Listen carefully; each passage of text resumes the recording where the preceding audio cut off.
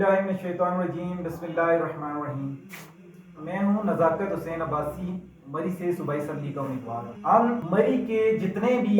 سرکاری اسکول ہیں اور کوٹلی سٹیاں کے جتنے بھی سرکاری اسکول، ان تمام اسکولوں میں جاتے ہیں اور تعلیمی آگاہی، سیاسی شعور اور بچوں کی financial aid in form of school کی کاپیز، بیگ، یونیفارم کا آج تک میں 104 اسکول کر چکا ہوں مری اور کوٹلی سٹیاں۔ اس سیکٹر کو ٹچ کرنے کا بیسک مقصد یہ تھا کہ ہمارے اس خطے میں مری اور کوٹلی سٹیاں میں تعلیم کو نظر انداز کیا گیا، تو ہم یہ چاہتے تھے جس شعبے کو سب سے زیادہ نظر انداز کیا گیا ہم اسی شعبے کو اجاگر کریں اور اپنے مری اور کوٹلی سٹیاں کے جتنے بھی بچے ہیں ان میں تعلیم پروموٹ کریں، تعلیمی سیکٹر کو آگے لائیں۔ اس کی ابتدا جب میں نے کی تو مختلف لوگ کہتے تھے کہ یہ کام مشکل ہے، یہ کام نہیں ہو سکے گا۔ میرا ٹارگٹ مری اور کوٹلی سٹیاں کا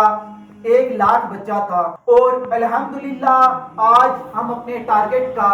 60% اچیو کر چکے ہیں، اور یہ ہماری کامیابی ہے کہ محض 10 سے 11 ماہ میں ہم 60% اپنا ٹارگٹ اچیو کر چکے ہیں۔ بہت جلد ہم جو ہمارا ٹارگٹ ہے مری اور کوٹلی سٹیاں کا 1,00,000 بچہ اس تک پہنچ جائیں گے۔ ویسے تو تعلیم پہ کافی سارے لوگ کام کر رہے ہیں، لیکن میں یہ سمجھتا ہوں کہ تعلیم میں بہتر انداز میں اگر آپ کام کرنا چاہ رہے ہیں، خصوصاً مری اور کوٹلی سٹیاں میں، تو آپ کو سب سے بہتر چیز کیا کرنی ہوگی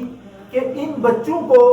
فائنینشلی اکوموڈیٹ کرنا ہوگا، ان کو وہ فیسلٹیز دینی ہوگی جو ان کی ضرورت ہے۔ میں مری اور کوٹلی سٹیاں جہاں پر بھی جاتا ہوں میں یہ چیز دیکھتا ہوں کہ ہمارے بچوں کے پاس نہ تو کاپیز ہوتی ہیں، اور یہ ستم ظریفی گورنمنٹ کی کہ اب یہ خبریں آ رہی ہیں کہ گورنمنٹ ان بچوں سے کتابیں بھی چھین رہی ہے، جو کانسٹیٹیوشن آف پاکستان یہ بتاتا ہے کہ basic education free of cost ہے۔ اس فری آف کاسٹ ایجوکیشن میں بہت جگہ یہ بتا چکا ہوں کہ ان بچوں کا یونیفارم، ان کی کاپیز، ان کی کتابیں، ان کی تمام بیسک فیسلٹیز دینا یہ گورنمنٹ کی ذمہ داری ہے، لیکن ہمارے چند نااہل نمائندوں کی وجہ سے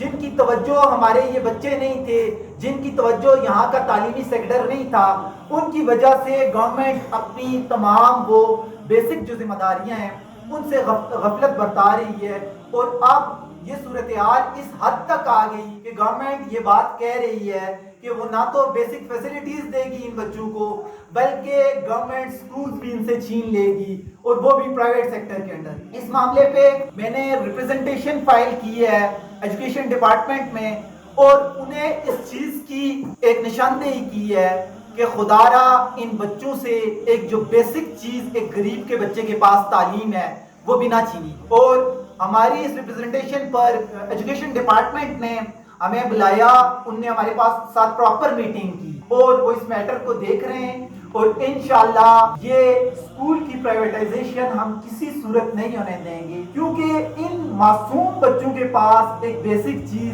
ایک سہولت ہے، وہ تعلیم۔ تو اگر تعلیم بھی آپ ان سے چھین لو گے، آپ ان کو اندھا، گونگا اور بہرا نہیں بنا سکتے، اور ہم یہ عمل کبھی بھی نہیں کرنے دیں۔ پورے پاکستان میں تعلیم ایک جیسی پرووائڈ کی جائے، یہ نہ ہو کہ امیر کا بچہ تو بیکن ہاؤس میں پڑھے گا لیکن غریب کا بچہ سرکاری اسکول میں پڑھے۔ پورے ملک میں جب تعلیمی نظام ایک ہوگا تو پھر جو ایک بلینر کا بیٹا جہاں پڑھے گا وہیں یہ غریب کا بچہ پڑھے گا، تب بہتر لوگ آگے آئیں گے، تب ہمارا تعلیمی سیکٹر پروموٹ کرے گا۔